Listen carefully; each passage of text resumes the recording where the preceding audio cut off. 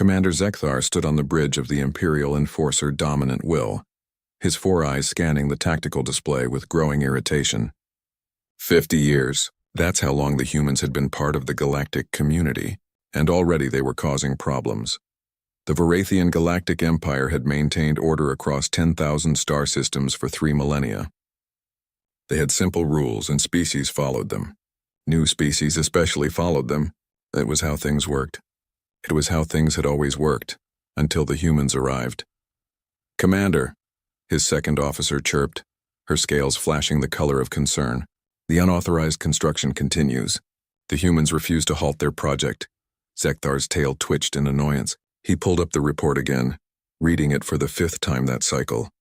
Earth's orbital shipyards, massive energy signatures, power readings that suggested something enormous being built.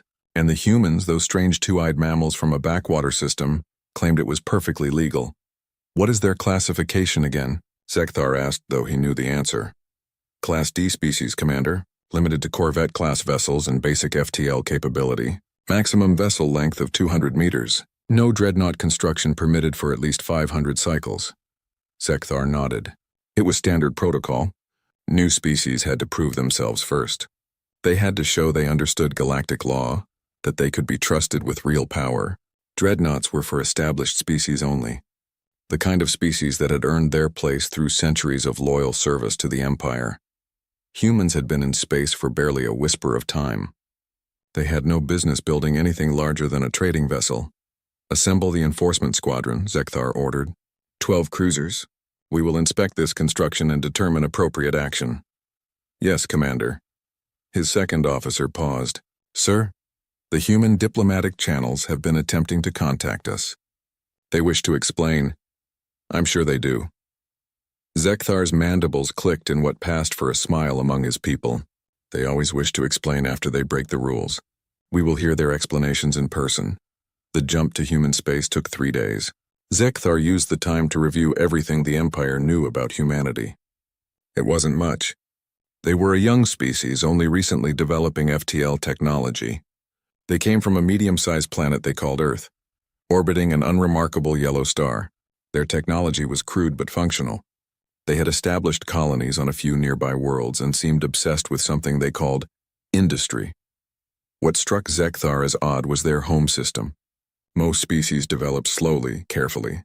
They built a few orbital stations, maybe a small shipyard. Humans had transformed their entire solar system in just 50 years. Their reports showed mining operations on dozens of moons and asteroids. They had stations around every planet, even the gas giants. They had even begun construction near their sun. It was aggressive. Reckless, even. Very human, from what little Zekthar understood of them. The diplomatic messages kept coming. A human ambassador named Chen kept insisting the construction was legal.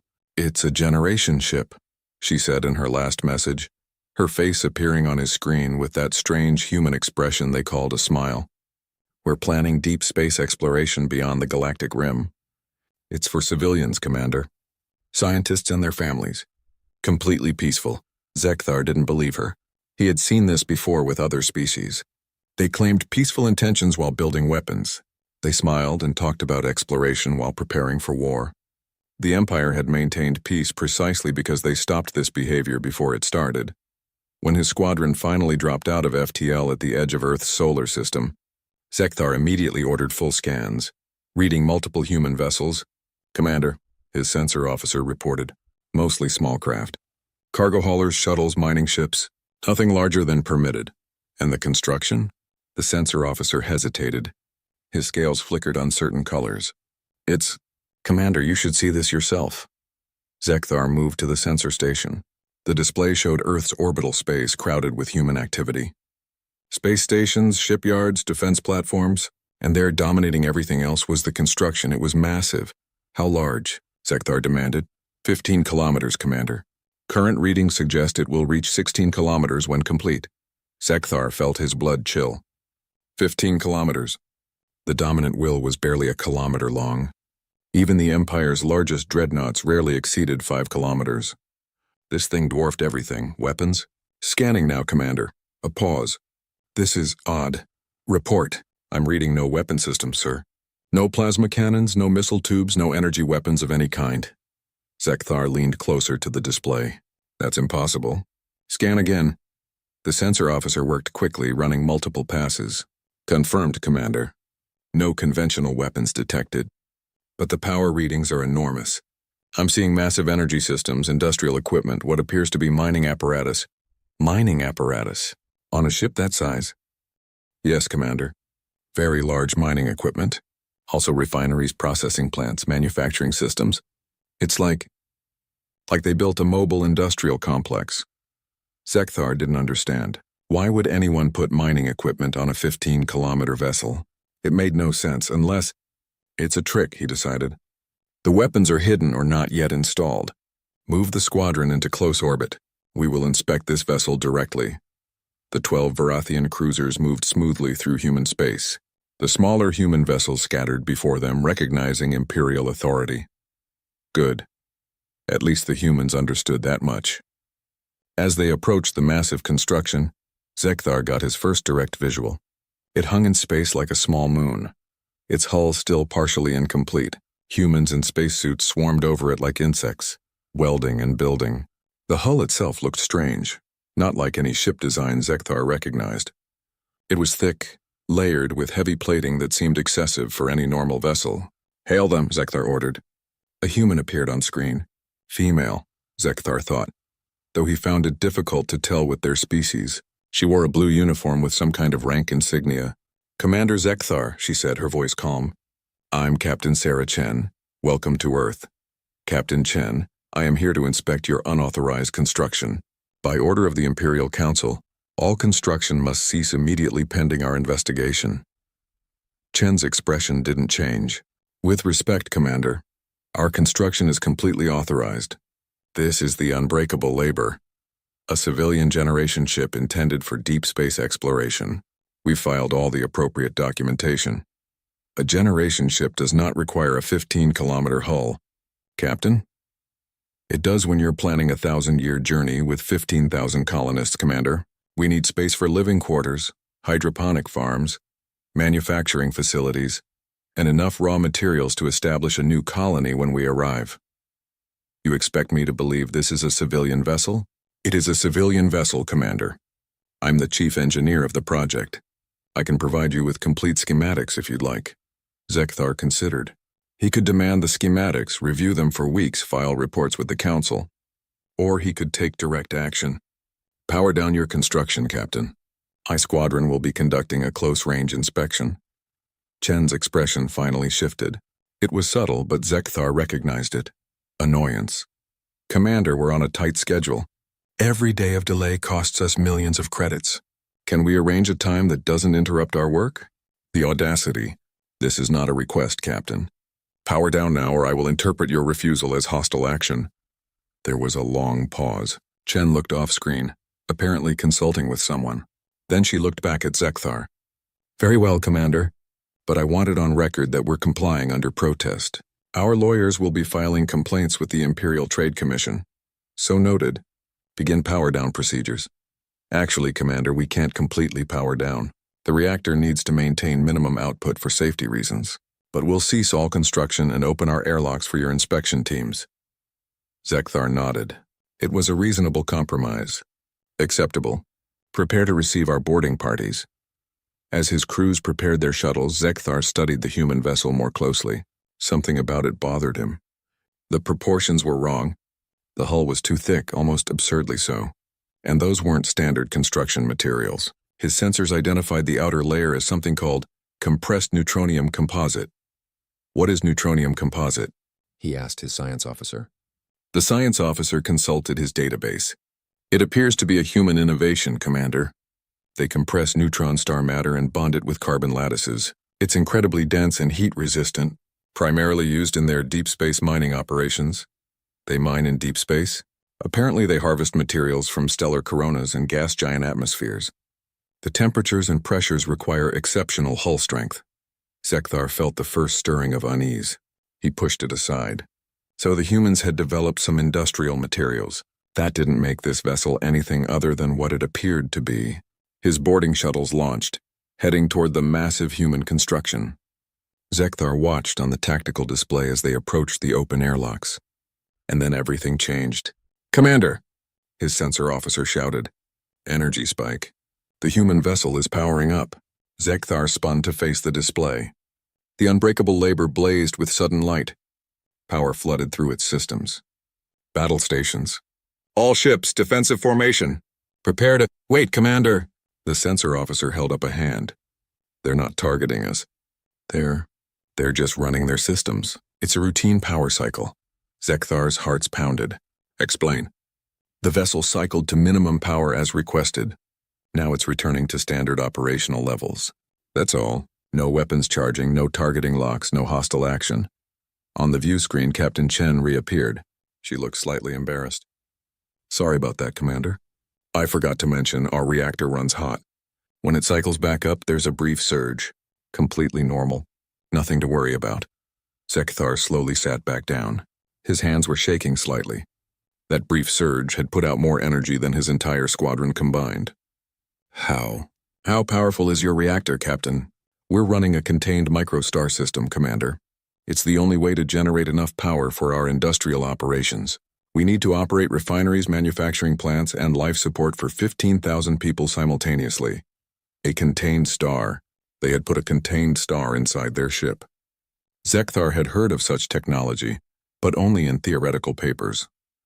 The energy requirements alone. "Resume your inspection, Commander," Chen said. "My people will cooperate fully. You'll see there's nothing to worry about." But as Zekthar watched his boarding parties enter the massive vessel, he realized he was already worried. Very worried, because if this was what humans built for civilians, what would they build for war? The inspection lasted 6 hours. Zekthar's teams crawled through kilometers of corridors, examined hundreds of systems, and took thousands of readings. Their reports were consistent and troubling. No weapons. None at all. Just industrial equipment on a scale that defied belief. Mining lasers that could cut through asteroids. Gravity manipulators designed to move planetary masses. Refineries that could process raw ore at temperatures that would melt most starship hulls. Manufacturing systems that could produce anything from engine parts to prefabricated buildings. And that hull. That impossibly thick, absurdly over-engineered hull. "Sir?" his chief engineer reported. "I tested the hull strength with our standard scanners. Commander, our plasma cannons wouldn't scratch this thing. It's designed to operate inside stellar atmospheres. The heat shielding alone is beyond anything we've ever seen." Zekthar felt his unease growing into something approaching fear. "They really did build a mining ship," he said quietly. "Yes, sir. A very, very large mining ship." Zekthar looked at the data one more time. Then he opened a priority channel to Imperial High Command. "This is Commander Zekthar. Priority Alpha transmission. Encryption level maximum." The face of Admiral Voxlan appeared on screen. "Report, Commander." "Sir, the human construction is confirmed as a civilian vessel." "But Admiral—" Zekthar chose his words carefully. "We may have a significant problem with this species." "Explain." "The vessel is not a warship, sir. It's a mining ship, but its capabilities exceed our military vessels in several critical areas. Its hull could survive our full weapons barrage. Its power generation is greater than our largest dreadnoughts. And Admiral, they're building 46 more of these." There was a long silence. Admiral Voxland's scales slowly turned the color of alarm. "Commander," the Admiral said carefully, "are you telling me that humanity's civilian mining fleet is more powerful than our military?" Zekthar looked at the unbreakable labor on his display. 15 kilometers of industrial might, designed to tear apart planets and harvest stars. "Sir," he said quietly, "I'm telling you that the humans don't seem to understand the difference." Commander Zekthar had been in the Imperial military for 30 cycles. He had fought pirates in the Outer Rim. He had enforced peace treaties between warring species. He had stared down rebel fleets and never flinched. But standing on the bridge of the dominant will, looking at the human mining ship on his display, Zekthar felt something he hadn't experienced in years. Fear. "Commander," his weapons officer said hesitantly, "should we return to normal operations? The humans have been cooperative. The inspection is complete." Zekthar didn't answer immediately. He was reading the final reports from his engineering teams. Each one made the situation worse. The unbreakable labor had hull plating designed to survive inside a sun. Its power systems could run an entire planet. Its industrial equipment could dismantle a moon in weeks. And it was just a mining ship. A civilian mining ship. Commander, the weapons officer prompted. Fire a warning shot, Zekthar said suddenly. Every officer on the bridge turned to stare at him. Sir? His second officer asked, scales flashing confused colors. The humans have been fully cooperative. They've allowed our inspection. They've answered all our questions. A warning shot would be. I need to know, Zekthar interrupted. I need to know if our weapons can even damage that thing. His second officer's mouth opened, then closed. She understood. If humanity decided to become hostile, the Empire needed to know if they could be stopped. Target the vessel's lower hull section. Zekthar ordered. Minimal power. A single plasma bolt. Make it clear this is a weapons test, not an attack. The weapons officer hesitated, then nodded. Aye, Commander. Charging plasma cannon. Minimum power setting. Firing in 3, 2, 1. Firing. A bolt of superheated plasma streaked across space. It was barely a warning shot. Just enough energy to scorch normal ship plating. The kind of shot that would make a captain nervous but cause no real damage. It struck the unbreakable Labor's hull and dissipated like morning dew. Damage assessment? Zekthar asked quietly. The sensor officer worked his controls. Scanning. Commander, I'm reading no damage. No damage at all. The hull plating didn't even heat up. It's like we shot it with a spotlight. Increase power. 50% setting. Commander, that could be interpreted as hostile. Do it. Another plasma bolt lanced out, this one bright enough to light up the view screen. It hit the same spot on the hull and exploded in a shower of dissipating energy. Still no damage, Commander. The hull absorbed the impact completely. Before Zekthar could order another shot, his communication console chimed. Captain Chen's face appeared on screen. She didn't look angry. She looked confused. Commander Zekthar, are you testing your weapons on our ship? A necessary security measure, Captain. We needed to verify. Oh, we noticed the plasma bolts. Our external sensors flagged them. She glanced at something off-screen. You fired 2 shots at... Let me see. Approximately 3% of your maximum output. 50%, Captain. Chen blinked. Oh, well, that's... Our sensors classified it as a navigation error. They thought you accidentally discharged your maneuvering thrusters in our direction. Zekthar felt his stomach drop. Your sensors thought our plasma cannons were maneuvering thrusters? Well, yes. The energy level was so low that our automated systems didn't classify it as a threat. They logged it as minor background radiation. She leaned forward, and now she did look slightly concerned. Commander, is everything all right? If you're having technical problems with your weapon systems, we can send over some engineers. We have experience with plasma technology. Our weapons are functioning perfectly, Captain. Then why? Chen stopped. Understanding dawned on her face. Oh, you were testing whether you could damage our hull. I should have realized. I'm sorry, Commander, I should have explained our hull specifications more clearly. Explain them now, Zekthar said, his voice tight. Chen nodded. The unbreakable Labor is designed for extreme environment operations. We use ships like this to harvest materials from stellar coronas, gas giant atmospheres, and high-pressure environments. The hull is compressed neutronium composite layered over carbon lattice reinforcement, backed by thermal superconductor mesh. Zekthar understood perhaps one word in 3. In simple terms, Captain. In simple terms? Chen thought for a moment. Our mining ships need to fly into a sun and come back out. Your weapons simply don't generate enough heat or force to register as a threat to that kind of hull. It's not an insult, Commander. It's just different design philosophies. How much damage could our full squadron cause, Captain? If we fired everything we had?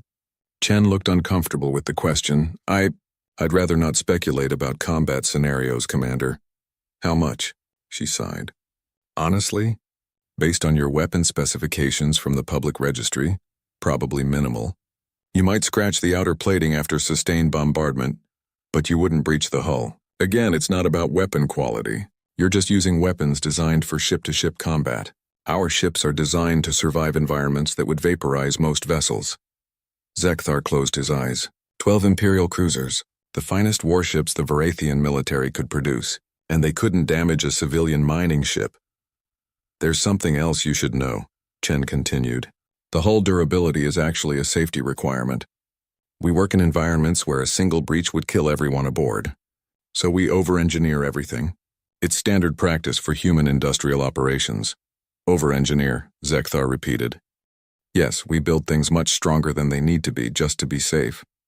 It's a human thing. We lose more people to industrial accidents than most species lose in wars, so we compensate by making our equipment nearly indestructible. How many ships like this do you have?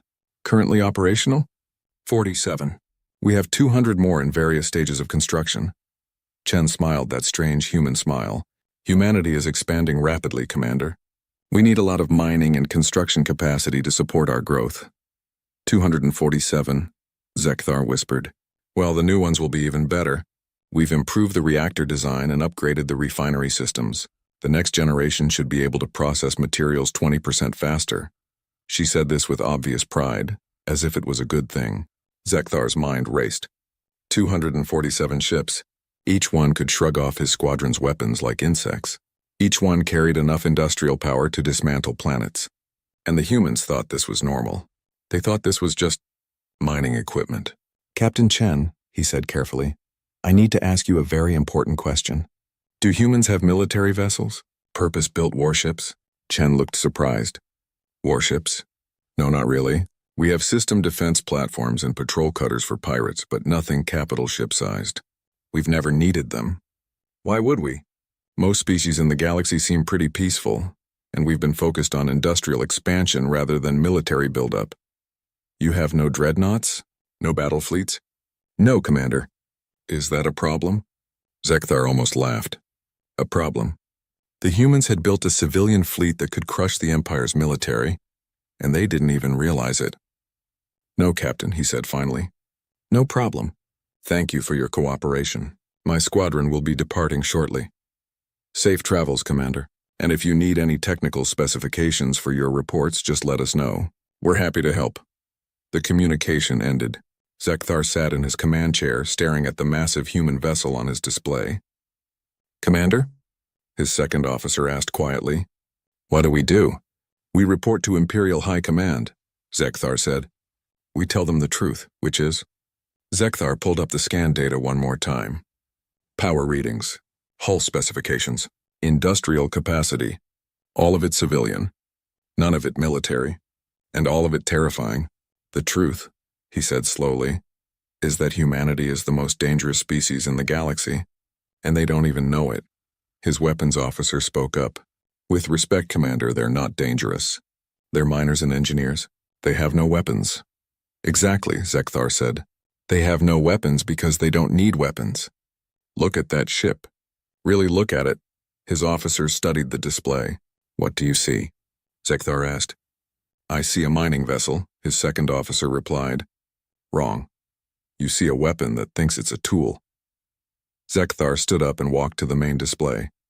He pointed at the massive drilling array on the ship's bow. That drill is designed to pierce planetary crust. It can reach a planet's core in hours. Now imagine that drill targeting a space station, or a ship. Understanding dawned on his officers' faces. The gravity manipulators, Zekthar continued, are meant to move asteroids, but they could just as easily rip a ship apart. The industrial lasers cut through solid rock. They would slice through our armor like paper. The refineries process ore at temperatures exceeding stellar cores. Our ships would melt before we got close enough to be a threat. But Commander, his science officer protested, the humans don't think of their equipment as weapons. It's just tools to them. Which makes them more dangerous, not less, Zekthar said. A species with weapons knows they have weapons. They understand the threat they pose. They have protocols, rules, hesitation. But the humans? They would use their mining equipment as weapons and not even realize they were fighting a war. They would think they were just working. He sat back down, suddenly exhausted. Imagine if they did build actual warships. If they applied their industrial over-engineering philosophy to military vessels. What would that look like? Nobody answered. Nobody wanted to imagine it. Send the report, Zekthar ordered. Priority Alpha. Flag it for immediate council review. Include all scan data, all specifications, everything. What should the summary say, Commander? Zekthar thought for a long moment. Title it, The Human Problem. Contents. Humanity has constructed a civilian industrial fleet with capabilities exceeding our military vessels. They appear unaware of the military applications of their technology.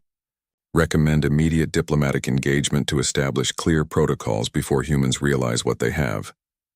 Recommend military action? His tactical officer asked. Against what? Mining ships?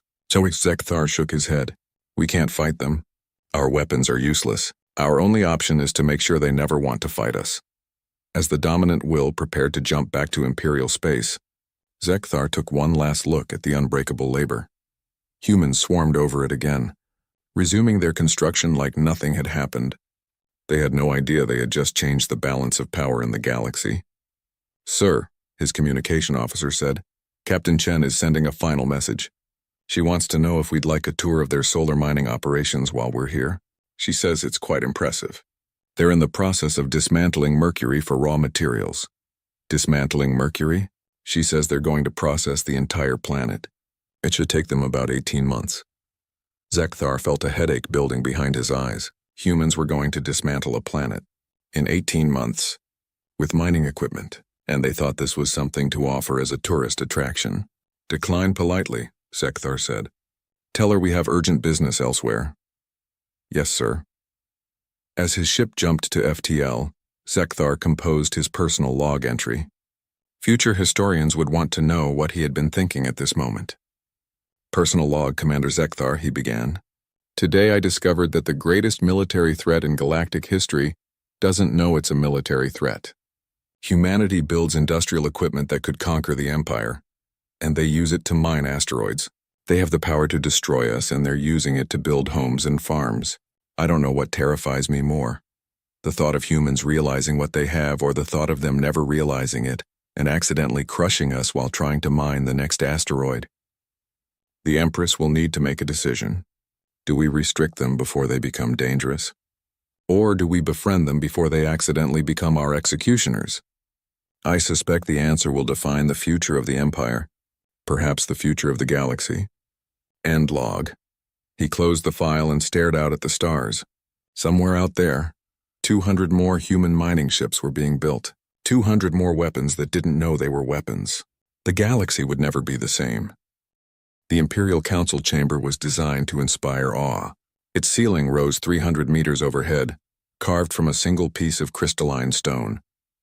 Holographic displays floated in the air, showing the 10,000 systems under Imperial control. 1,000 species all united under Varathian rule. But today, Empress Tal Shara felt no pride in her domain. She felt only a cold knot of worry in her chest as she watched Commander Zekthar's report for the third time. Show me the hull strength analysis again, she commanded. The display shifted, showing detailed scans of the human mining ship. Numbers scrolled past, each one worse than the last. Hull density 40 times standard Dreadnought armor.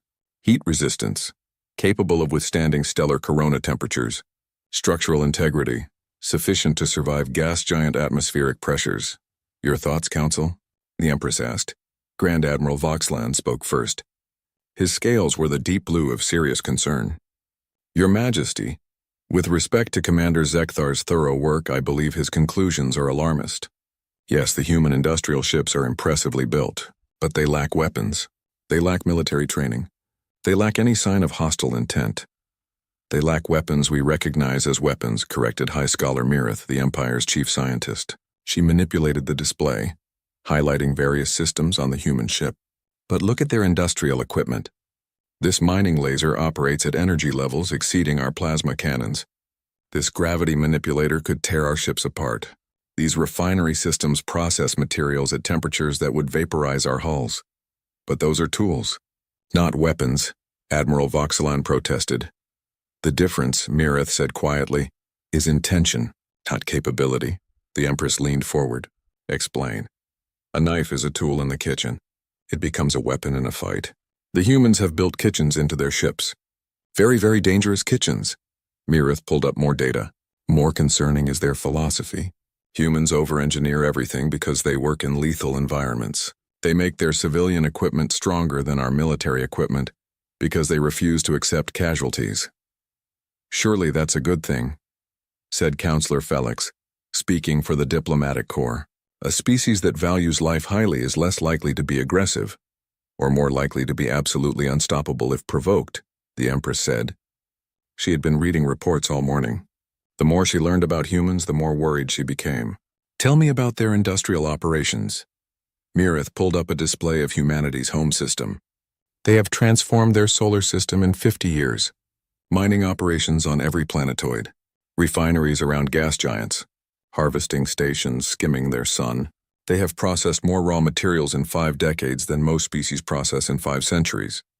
Where are they sending all these materials? The Empress asked. Colony construction, shipbuilding, habitat creation. They're expanding at an unprecedented rate. 47 major colony worlds established, each with full industrial capacity, 200 orbital habitats. And they're just getting started. Admiral Voxland shifted uncomfortably. Expansion is not a crime, Your Majesty. Many species expand rapidly during their early spacefaring period. At what rate? The Empress asked. Mirith answered immediately. The average species expands to 12 colony worlds in their first century of FTL travel. Humans have established 47 in 50 years. They're expanding at nearly 10 times the normal rate. They have the population for it? No, Your Majesty. They're growing their population simultaneously with their expansion. Massive birth incentive programs. Cloning research. Even artificial womb technology. They treat population growth as an industrial challenge to be solved. The Empress felt her unease growing. Why are they in such a hurry? I had my analysts investigate that question, Mirith said. She pulled up a human document, translated into Varathian script. This is from their Global Expansion Council. I'll quote the relevant section. Humanity must expand rapidly to ensure species survival. We cannot risk concentration in a single system. We must spread throughout the galaxy to guarantee that no single catastrophe can eliminate us. They fear extinction, the Empress said. They're paranoid about extinction, Mirith corrected. It drives everything they do. Their over-engineered ships, their rapid expansion, their industrial obsession. They're trying to make humanity too big and too spread out to ever be wiped out. Counselor Felix spoke up. Your Majesty, I fail to see how this is a threat. A species concerned with survival is not a species planning conquest. Unless someone threatens them, the Empress said quietly. Then what happens? Silence fell over the council chamber. The Empress stood and walked to the central display. She manipulated the controls, pulling up a simulation her military analysts had prepared. It showed a human mining ship engaging an Imperial cruiser. Watch, she commanded. The simulation played. The human ship made no aggressive moves. It simply continued its normal operations, mining, processing, refining. The Imperial cruiser fired. The human ship's shields absorbed the damage effortlessly. The cruiser fired again. And again. The human ship, still not recognizing it was under attack, activated its mining laser to clear debris. The laser swept across the cruiser's hull, cutting it in half like paper. That simulation assumes the human ship never realizes it's in combat, Mirith explained. It simply continues working, and its work destroys the cruiser. Now imagine if the humans did recognize a threat. Imagine if they actually tried to fight. She ran a second simulation. This time, the human ship identified the cruiser as hostile. It turned its mining laser into a cutting weapon. It used its gravity manipulators to tear off the cruiser's hull plating.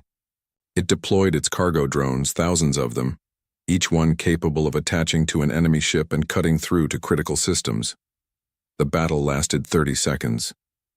The cruiser was dismantled, not destroyed, taken apart piece by piece with industrial efficiency. This is one mining ship, the Empress said. They have 47 operational, 200 more under construction, and these are just civilian vessels. Admiral Voxland's scales had gone pale. Your Majesty, what do you propose? That is the question, the Empress said. She returned to her throne. We have several options. We can restrict their expansion. We can demand they reduce their industrial capacity. We can occupy their space and enforce direct Imperial control. That would require sending the Grand Fleet, Admiral Voxland said. And after seeing these simulations, I'm not confident the Grand Fleet could successfully occupy human space. Not without massive losses. Then we have a problem, the Empress said. We have a species that could potentially threaten the Empire. But they don't know they're a threat. They think they're miners and builders. If we attack them, we might turn peaceful industrialists into desperate warriors. If we leave them alone, they might eventually realize their own power. There is a third option, Counselor Felix said hesitantly. We could befriend them, make them allies rather than enemies. And if they turn on us later? Then we face the same problem we face now, Your Majesty. But at least we would have time to prepare, time to develop new weapons, time to understand their technology. The Empress considered this. It was logical. Dangerous but logical. What do we know about human psychology? She asked. What motivates them beyond survival? Mirith pulled up another report. They're remarkably cooperative as a species. Numerous factions, yes, but they unify against external threats quickly. They value loyalty, fair dealing, and mutual benefit. They're also intensely curious and eager to learn. Can they be trusted? Based on their diplomatic record so far, yes. They've honored every treaty and agreement. They're sometimes naive in galactic politics, but never dishonest. The Empress made her decision. Admiral, prepare the Grand Fleet. Not for invasion, for demonstration. I want 300 ships positioned at the edge of human space. Your Majesty? Admiral Voxlan looked confused. We will show the humans our strength, the Empress explained. We will make clear that we could destroy them if we wished. Then we will offer friendship instead. It's a risk, but a calculated one. If they are reasonable, they will understand the wisdom of alliance. If they are not, then we learn what human warships look like. Admiral Voxlan finished grimly. Precisely. Counselor Felix, prepare a diplomatic mission. You will accompany the fleet. Your task is to negotiate a treaty that limits human military development while allowing their industrial expansion to continue. That may be difficult, Your Majesty. They don't have military development to limit. Then make them promise not to start any, the Empress said. And make sure they understand why. If they're as intelligent as they seem, they'll grasp the implications. And if they refuse? The Empress looked at the simulation again. The human mining ship dismantling an Imperial cruiser with casual efficiency. Then we pray to every god and every faith that they remain peaceful. Because if humanity decides to build warships with the same philosophy they use for mining ships, the galaxy is going to change forever. Over the next 3 weeks, the Empire mobilized. 300 warships, the entire Grand Fleet, converged on a staging area near human space. It was the largest military deployment in a century. On the flagship Eternal Victory, Admiral Voxlan reviewed the battle plans with growing unease. Not because he thought the humans would fight back, but because he wasn't sure victory was possible even if they did fight back. Status report, he commanded. All ships in position, Admiral, his tactical officer reported. We're at the edge of human detection range. Ready to proceed on your command. Counselor Felix, is your diplomatic team prepared? The counselor, looking distinctly uncomfortable aboard a warship, nodded. We have prepared multiple scenarios. The ideal outcome is that humans agree to military restrictions without confrontation. And if they don't agree, then we pray your fleet is sufficient to force compliance. Admiral Voxlan looked at his tactical display. 300 warships, the pride of the Empire, and he wasn't confident they could win against 47 mining ships. Something troubles you, Admiral? Counselor Felix asked. I'm a military officer, Voxlan said. I've spent my life studying warfare. I understand tactics, strategy, weapons, defense, but I don't understand this. I don't understand how a species can be so dangerous without trying to be dangerous. Perhaps, Felix said thoughtfully, that's because we've never encountered a species that treats survival as an engineering problem, rather than a military one. We build weapons to survive. They build better ships instead. Is that better or worse? I honestly don't know. The fleet jumped into human space 2 days later, 300 warships appearing simultaneously at the edge of a human mining operation in the Tau Ceti system. The human response was immediate, but it wasn't military. The first communication came from a mining coordinator named Rodriguez. Hello? This is Tau Ceti Mining Station 7. We're detecting a lot of ships. Is there a fleet exercise happening? Do you need us to clear the area? Admiral Voxlan stared at the display. The humans thought this was an exercise. They saw 300 warships and assumed it was a training operation. This is Admiral Voxlan of the Imperial Grand Fleet, he said slowly. We are here on behalf of the Vorathian Empire. We require immediate communication with your government. There was a pause. Oh, you're here for the treaty talks. Captain Chen mentioned something about that. Give us a few minutes to patch you through to Earth. Oh, and welcome to Tau Ceti. If you need any supplies or maintenance, we can help. We've got great facilities here. The communication ended. The Admiral looked at Counselor Felix. They offered us maintenance, Voxlan said in disbelief. They're civilians, Felix replied. They see 300 ships and think about logistical support, not military threat. Are they insane or brave? Possibly both. The communication reconnected. This time Captain Sarah Chen appeared on screen, the same human from Commander Zekthar's report. Admiral Voxlan, she said cheerfully. This is quite an impressive fleet. Is this a formal state visit? We weren't expecting such a large delegation, but we can certainly accommodate. Give us a few hours to arrange proper facilities. Captain Chen, the Admiral said carefully, this is not a social visit. This is a show of military force. Chen's smile faded slightly. A show of force? I don't understand. Has something happened? Are we under threat? You are potentially becoming the threat, Captain. Now Chen looked genuinely confused. Admiral, I really don't understand. We've complied with all regulations. We've been cooperative with all inspections. What are we doing wrong? And there it was. The heart of the problem. The humans had no idea they were dangerous. Captain, Admiral Voxlan said, we need to talk about your mining ships. Captain Sarah Chen stood in the conference room of the Unbreakable Labor, trying to understand what was happening. Through the viewport, she could see 300 Imperial warships arranged in perfect formation. It was intimidating. It was also confusing. Let me make sure I understand correctly, she said to Admiral Voxlan's image on the screen. You're concerned about our mining ships because they're too durable? It's not just the durability, Captain, the Admiral replied. His scales were showing colors she had learned meant stress. It's the entire capability package. Your ships are more survivable than our dreadnoughts. Your power generation exceeds our capital ships. Your industrial equipment could be weaponized to devastating effect. Chen looked around at her engineering team. They all seemed equally confused. But Admiral, she said carefully, they're mining ships. They're supposed to be durable. We work in stellar coronas and gas giant atmospheres. If our ships weren't tough, our crews would die. It's just basic industrial safety. Basic industrial safety, Admiral Voxlan repeated. He sounded like he was in pain. Captain, your basic industrial safety exceeds our military specifications by a factor of 10. Well, yes. We need margins for error. Human space operations have a lot of accidents. We overbuild everything to keep our people alive. She gestured around the room. It's standard engineering practice. You don't build something to exactly the specifications you need. You build it 3 times stronger, just in case. 3 times stronger? At minimum. For critical life support systems, we use 10 times safety margins. For hull plating, we aim for 50 times. The Admiral made a sound that might have been a groan. 50 times.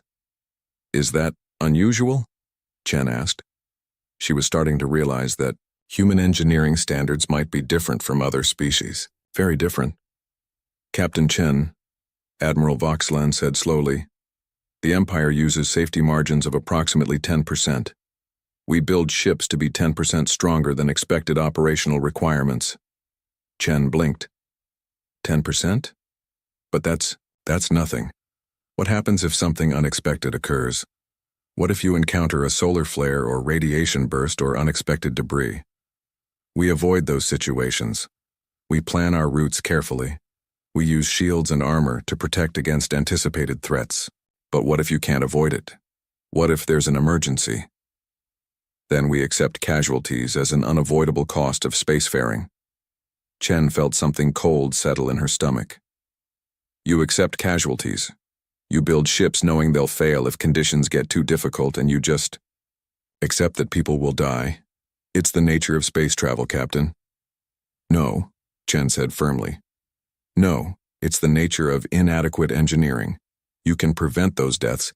You just choose not to because it's more expensive. The Admiral's scales flashed an angry red. We choose not to because it's impossible to prevent every possible failure scenario.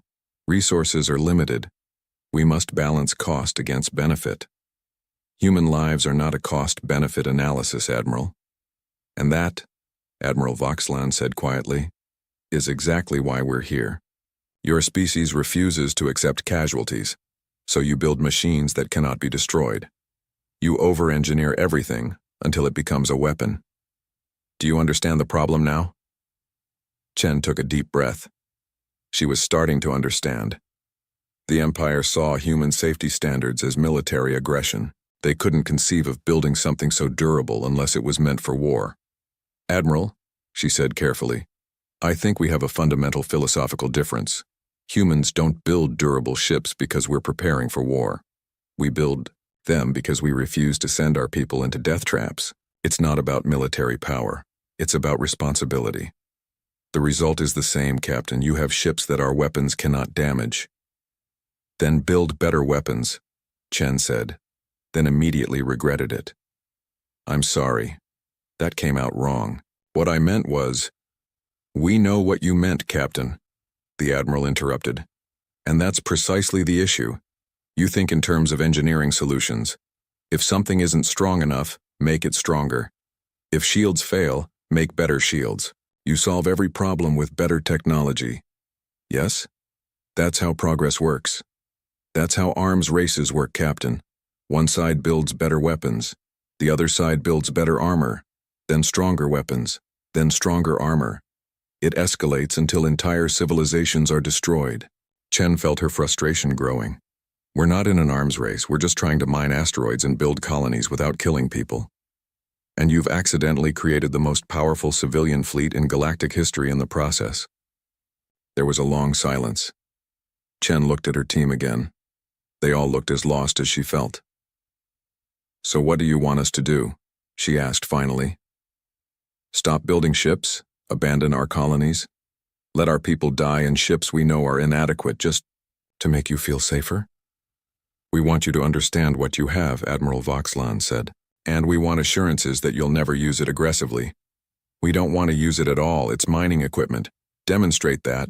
Show us these ships are truly as harmless as you claim. Chen felt anger rising. How exactly do I demonstrate that a mining ship is harmless? What do you want me to do? Allow us to test it.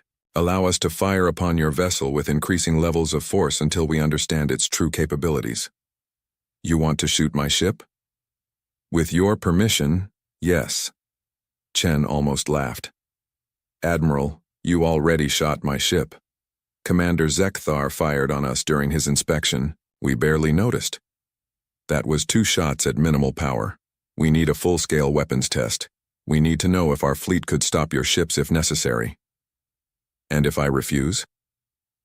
Then we must assume the worst about your intentions. Chen felt trapped. If she allowed the test, she'd be proving her ship could withstand military assault, which would only increase Imperial paranoia. If she refused, they'd assume she was hiding military capabilities. Fine, she said finally. You can run your test. But I want it on record that the Unbreakable Labor is a civilian vessel operating under civilian protocols. This test is happening under protest and only to demonstrate our peaceful intentions. Agreed, Captain. We will approach slowly. You may withdraw your crew to a safe distance if you prefer. Chen shook her head. My crew stays aboard. If you're going to shoot our ship, we're going to operate it. That's non-negotiable. Captain, that's non-negotiable, Chen repeated firmly.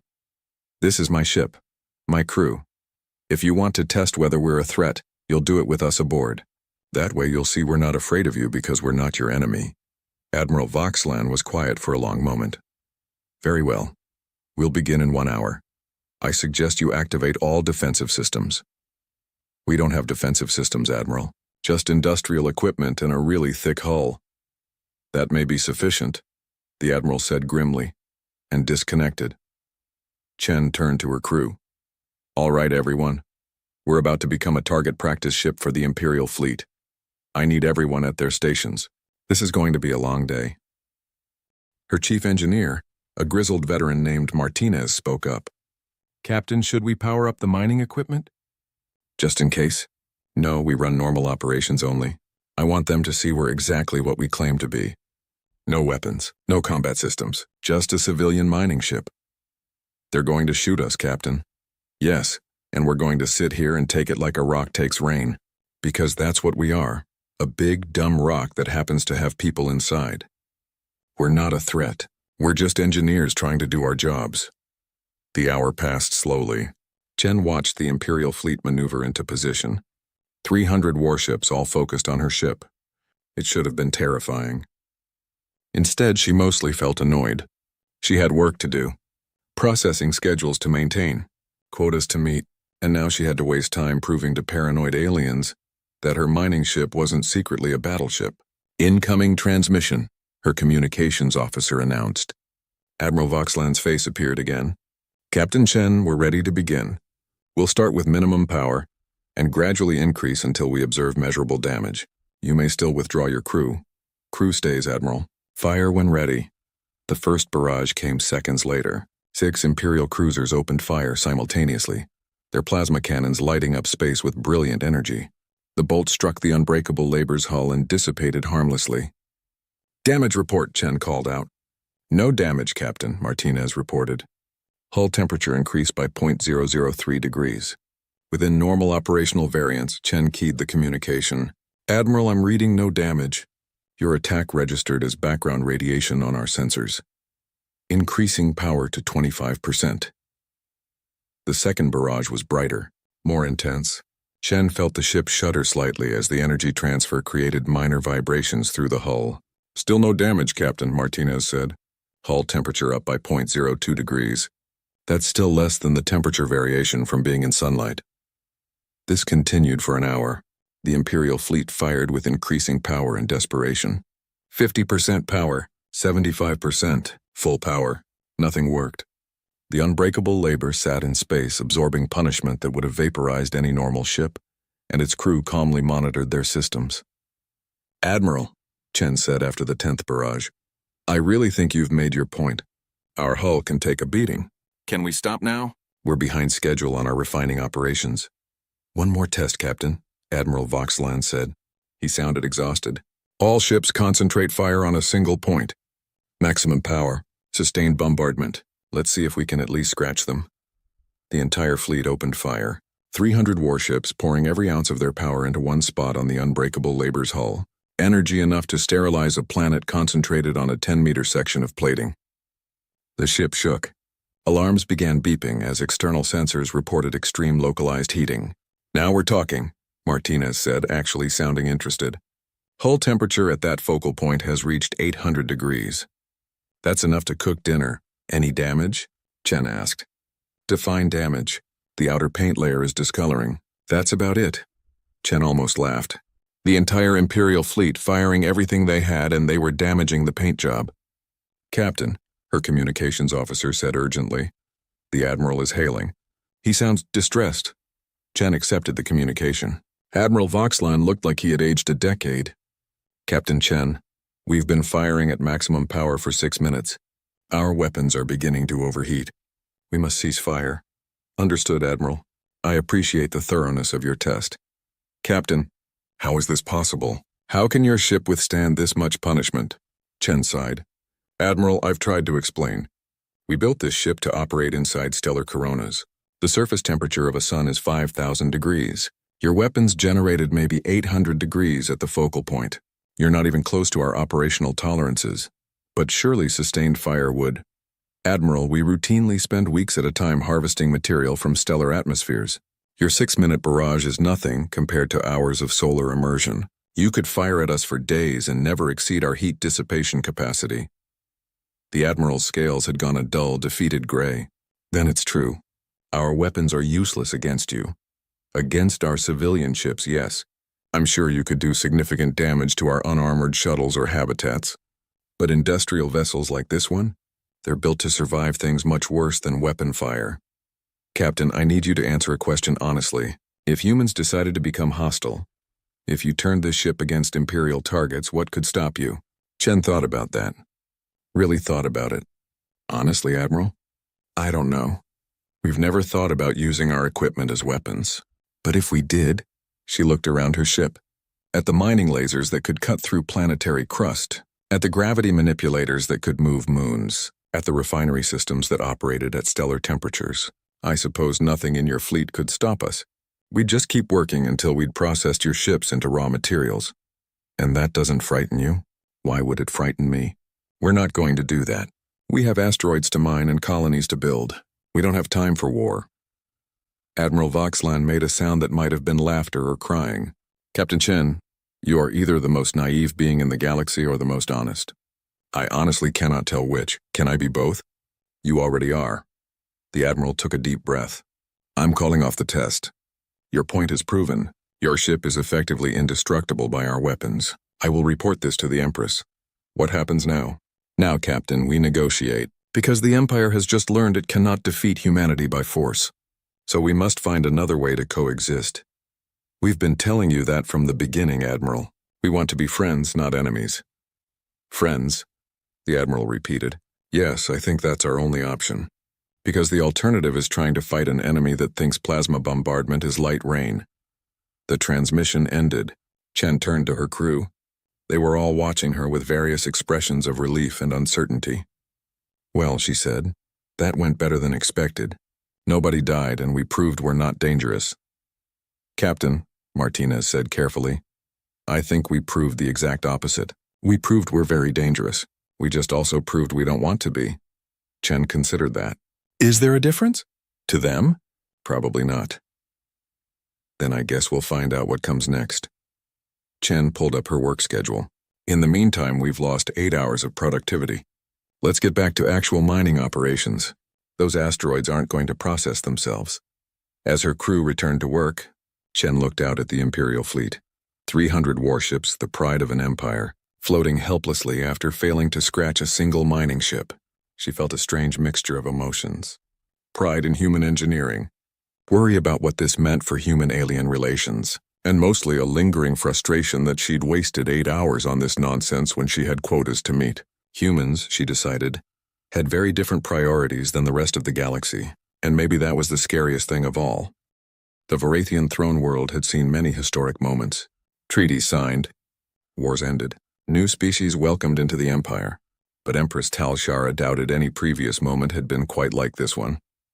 Captain Sarah Chen stood in the Grand Council chamber, wearing what appeared to be a standard work uniform, rather than formal diplomatic attire. Behind her were 6 other humans, all engineers or mining coordinators based on their credentials. They had arrived not in a diplomatic shuttle but in a mining ship, because, as Chen had explained with apparent sincerity, that's all they had. The unbreakable labor now orbited the throne world, its massive bulk making the orbital defense platforms look like children's toys. Half the Imperial military was having nervous breakdowns about it. The other half was trying to figure out how to build something similar. Captain Chen, the Empress began, thank you for coming to discuss terms of our future relationship. Of course, Your Majesty, Chen replied. She had been briefed on proper protocol but still managed to make the formal address sound casual. Though I have to say I'm still not entirely sure what we're discussing. Your Admiral kept talking about military restrictions, but we don't have a military to restrict. There it was, the fundamental disconnect that had brought them to this moment. Let me be direct, Captain, the Empress said. Your species has built a civilian fleet with capabilities exceeding our military forces. Whether you intended this or not is irrelevant. The reality is that humanity poses an existential threat to the Empire. Chen frowned. With respect, Your Majesty, we pose no threat at all. We're miners and engineers. We build colonies and process asteroids. We've never shown any hostile intent toward anyone. Your intent is not in question, Captain. Your capability is. The Empress gestured to the holographic display in the center of the chamber. It showed the recent weapons test, 300 Imperial warships failing to damage a single human vessel. We fired everything we had at your ship. We could not scratch it. Do you understand what that means? It means we have good hull plating? Chen offered. Admiral Voxelan, standing to the side, made a strangled sound that might have been laughter or despair. It means, the Empress said patiently, that if humanity decided to become hostile, the Empire could not stop you. Your mining ships could devastate our fleets. Your industrial equipment could tear apart our stations. Your civilian infrastructure is more powerful than our military. Surely you see the problem. Chen looked genuinely confused. But we're not going to become hostile. Why would we? We have everything we need. We're expanding peacefully. We've traded with dozens of species without incident. We have no reason to fight anyone. You have no reason today, Counselor Felix interjected gently. But what about tomorrow? What if there's a dispute over territory? A trade disagreement? A cultural misunderstanding? Most species have weapons as a deterrent precisely because intentions can change. Then we'd negotiate, Chen said simply. We'd talk through the problem and find a solution that works for everyone. And if negotiation failed, then we'd try harder to negotiate. War is expensive and wasteful. It destroys resources and kills people. From a purely efficiency standpoint, it makes no sense.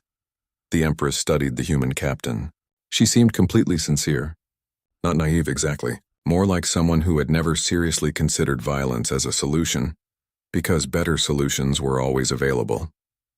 Captain Chen, the Empress said slowly, I want to ask you a hypothetical question. If humans did build a military warship, what would it look like? Chen blinked. A military warship? I've never really thought about it. We don't need warships. Humor me. If you had to design one, based on human engineering principles, what would you build? Chen considered this for a long moment. The Empress could see her engineering mind working through the problem. Well, Chen said finally, I suppose we'd start with a mining ship hull. It's already durable and reliable. Then we'd add weapon systems. Probably scaled-up versions of our industrial lasers for precision work. Mass drivers using our cargo launcher technology for long-range bombardment. Maybe retrofit the gravity manipulators for defensive shielding or offensive capability. What about armor? Admiral Voxlan asked, despite himself. The existing hull would be fine. It already withstands stellar temperatures. We might add reactive plating for redundancy. But honestly, the standard compressed neutronium composite should be sufficient. Power generation? This from the Empress. Our civilian reactors would work, but we'd probably upgrade to a dual-core system for redundancy. Can't have weapons going offline during combat. Maybe add some auxiliary fusion plants for emergency backup. Size? 20 kilometers, maybe? You'd want space for crew quarters, ammunition storage, manufacturing facilities so you can repair damage in the field, hydroponic farms for long deployments. 30 kilometers would be safer. More room for redundant systems. The council chamber had gone very quiet. The humans were casually describing a nightmare. Captain Chen, the Empress said carefully, do you realize you've just outlined a warship that would be completely unstoppable by any force in the known galaxy? Chen looked surprised. Really? It's just basic engineering. Nothing fancy. I was actually going conservative with the design. You could probably go bigger if you wanted to. Bigger, the Empress repeated faintly. Sure. The manufacturing challenges are the same whether you build a 20-kilometer ship or a 50-kilometer ship. Might as well go bigger and have more operational flexibility. Admiral Voxelan sat down heavily in a chair, despite protocol. His scales had gone the color of shock. 50 kilometers. She's suggesting a 50-kilometer warship as a conservative design. Is that big? Chen asked. How big are your dreadnoughts? 5 kilometers, the Admiral said hollowly. Our largest dreadnoughts are 5 kilometers. Oh, Chen looked embarrassed. Sorry, I didn't realize. I guess I was thinking in terms of industrial scale. We build big because we need the space for equipment and supplies. Different design philosophy, I suppose. Different, the Empress agreed.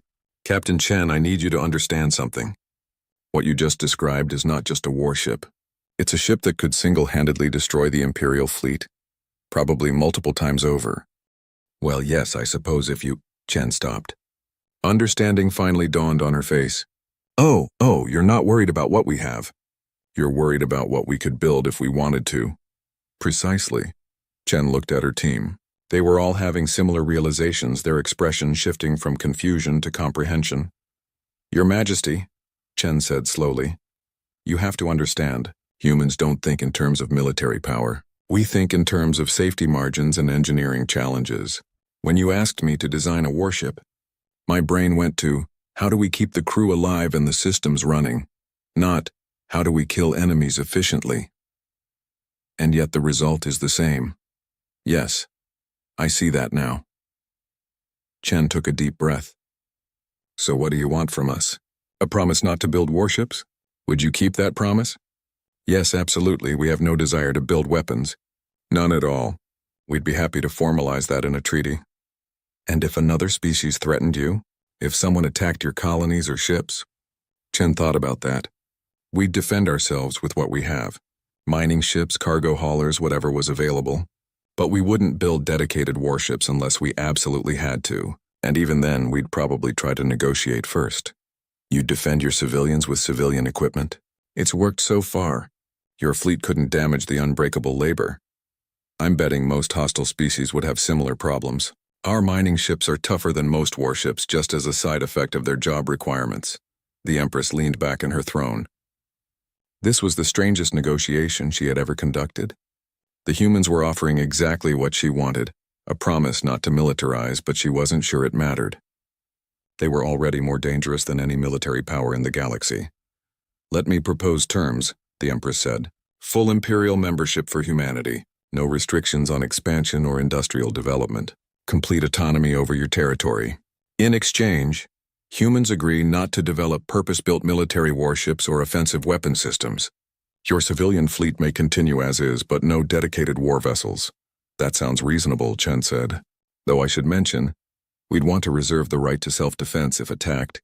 We wouldn't shoot first, but we'd defend ourselves if necessary. Using your mining equipment? If that's all we have, yes.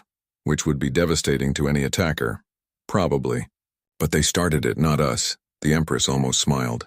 There was something refreshing about human directness. Agreed. Self-defense is acceptable. The restriction is on offensive military development only. We can work with that. What about technology sharing?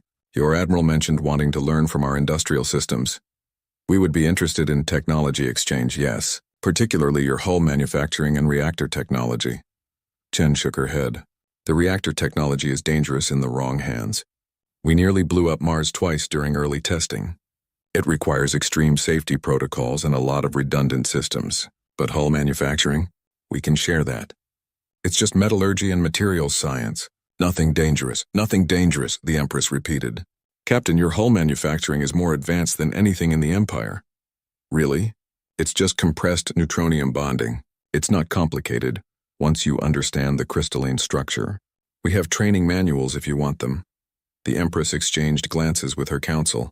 The humans were offering to share technology that would revolutionize Imperial shipbuilding. Casually. As if it was no big deal. We would appreciate that, Captain. In return, we can offer advanced FTL mathematics and navigation algorithms. Our technology is more refined than yours in that area. That would be great. Chen actually smiled. Our FTL drives work fine, but they're inefficient. Better calculations would save us a lot of fuel costs. And just like that, they were negotiating as equals. As partners, the threat had become an ally through simple honesty and mutual benefit. Then we have an agreement, the Empress said. I'll have my legal team draft the formal treaty. You'll have full review rights before signing, of course. Thank you, Your Majesty. This has been much easier than I expected. Chen hesitated. I have to ask, though. Why bring the entire Grand Fleet? If you wanted to negotiate, why the military demonstration? Honestly? The Empress decided to return Chen's directness. We needed to know if we could stop you if we had to. The test wasn't just to prove your capabilities. It was to prove our limitations. And now that you know you can't stop us, now we make sure we never need to try. We befriend you, Captain. We make humanity a partner rather than a potential enemy, because if we tried to fight you, we would lose. Better to have you on our side. Chen nodded slowly. I appreciate the honesty, Your Majesty. For what it's worth, we never wanted to be intimidating. We just wanted to be safe. Your safety became our danger, Captain, but I think we can turn that into mutual security instead. I'd like that. The formal negotiations took 3 weeks. The treaty was comprehensive, covering everything from trade agreements to technology exchange to territorial boundaries. Throughout it all, the unbreakable labor remained in orbit, a constant reminder of what humanity represented. On the final day, as the treaty was signed, the Empress met privately with Captain Chen. I have one last question, Captain, the Empress said. What would it take for humans to actually build a warship? What would have to happen? Chen was quiet for a long moment. Honestly? I don't know. We'd have to feel truly threatened, not just a border dispute or trade argument, but existential threat. Someone would have to attack us so severely that our civilian ships couldn't handle it. They'd have to prove that our safety margins weren't enough. Let's hope that never happens. Agreed, because if humans did decide to build actual warships, Chen trailed off. Yes? Your Majesty, our mining ships have 50 times safety margins. We consider that the minimum acceptable for civilian operations. If we built something with military in mind, with no cost considerations, no civilian requirements, just pure focused engineering for combat, She shook her head. I don't want to imagine what that would look like. Neither do I, Captain. They stood in silence for a moment, looking out at the unbreakable labor. There's something else you should know, Chen said quietly. About human psychology. We're very loyal to our friends. If someone attacks the Empire now, they're attacking our allies. We might not have warships, but we have a lot of mining equipment, and we'd use it to help. The Empress felt a strange mix of relief and continued unease. You'd defend the Empire? Of course. That's what allies do. We might be naive about galactic politics, but we understand friendship. You trusted us when you had every reason to be afraid. We won't forget that. Thank you, Captain. Don't thank me yet. Let's see how this all works out first. Chen left shortly after, returning to her ship. The Empress watched the unbreakable labor depart, heading back to human space and its mining operations. Counselor Felix joined her at the window. Do you think we made the right choice, Your Majesty? I think we made the only choice, the Empress replied. We couldn't fight them. We could barely communicate with them. Friendship was the only logical option. They're dangerous. Yes. But now they're dangerous on our side. I'll take that over the alternative. What if they change? What if future generations of humans aren't as peaceful? The Empress considered that. Then we hope the treaty holds. And we hope they remember we chose friendship when we could have chosen fear. And if that's not enough, then the galaxy will learn what humans build when they're actually trying to make weapons. And we will all pray to whatever gods we believe in. The months that followed were strange but productive. Human mining technology revolutionized Imperial industry. Imperial navigation systems improved human FTL efficiency by 40%. Trade flourished. Cultural exchanges began. Humanity integrated into galactic civilization faster than any species in history, and through it all, the human mining ships continued their work, processing asteroids, harvesting gas giants, dismantling dead moons for raw materials. Never aggressive, never hostile, just eternally efficiently working. Commander Zekthar, who had been promoted to human liaison officer, watched a mining operation one day from the observation deck of a joint human-Vorathian research station. Do they ever stop working? Asked his assistant, a young officer who hadn't lived through the initial panic. Rarely, Zekthar replied. Humans think rest is inefficient. They're strange. They're human. It's different. The assistant watched as a human mining ship casually tore apart an asteroid 3 times its size. Sir, I've read the old reports. The ones from when we thought they were building warships. Were we really that afraid of them? Zekthar looked at the young officer. You didn't see what I saw. You didn't watch our entire fleet fail to scratch their paint. You didn't realize that those mining lasers could cut through our hulls like paper. You didn't do the math on what they could build if they wanted to. But they didn't want to. Exactly. They didn't want to. That's the only thing that saved us. Zekthar turned away from the window. The Empire has faced many threats in its history. Military powers, aggressive species, territorial disputes. We defeated them all because we understood them. They were predators and we knew how to fight predators. And humans? Humans aren't predators. They're builders. They solve every problem by making better tools. Our weapons are tools for killing. Their tools are for surviving. And survival tools, it turns out, are far more dangerous than weapons. I don't understand, sir. You will eventually. But let me give you one piece of advice, young officer. If you ever see humanity start building something they call a defensive platform or system defense ship, run. Don't ask questions. Don't file reports. Just run. Why? Because that would mean humanity finally realized what they are. And on that day, the galaxy will learn what terror really means. Far away on a human colony world, a young girl looked up at the stars. Mama, why are the aliens scared of our mining ships? Her mother, an engineer working on the colony's new processing facility, smiled and ruffled her daughter's hair. Because, sweetie, they finally understand what we build those ships to survive. What do we survive? Everything, baby. Humans survive everything. That's what makes us human. In orbit above them, a mining ship began its daily work. Cutting, processing, building, never stopping, never slowing. Just humans doing what humans do best. Engineering a future where safety wasn't a luxury, but a guarantee. And if that future was terrifying to everyone else, well, at least it was a safe kind of terrifying. The galaxy would learn to live with it. Because really, what choice did they have?